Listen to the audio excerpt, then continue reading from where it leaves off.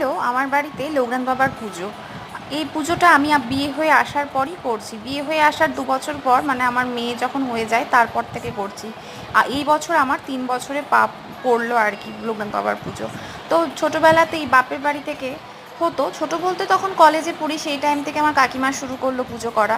তো এখন বাপের বাড়ির পুজোটা হয়, কিন্তু খুব ছোট করে হয়, যেহেতু কেউ সেরকম নেই করা ধরার। তো আমার ছোট থেকেই মনে হতো যে আমি যেখানেই বিয়ে হই বা যখন আমার নিজের বাড়ি হবে তখন আমি পুজোটা করব। তো তাই আমার হাজব্যান্ডকে বলাতে আমাকে একটা সুন্দর শ্বেত পাথরের লোকনাথ বাবার মূর্তি এনে দেয়। তো তারপর থেকেই আমি পুজো করি। তো এবছরের পুজোটা করলাম, প্রতি বছরই কিছু না কিছু হচ্ছে। এই বছরও প্রত্যেক বছর কিছু না কিছু শিখছি, নতুন আরও কী কী করা যায়। এই ছিল আমার ছোট্ট করে পুজোর আয়োজন। তোমাদের কেমন লাগলো ভিডিওটা অবশ্যই আমাকে জানিও। আর যদি বড় ব্লগ দেখতে চাও সেটাও জানিও, পুজোর ব্লগ আমি তোমাদের সাথে শেয়ার করব। Bye bye.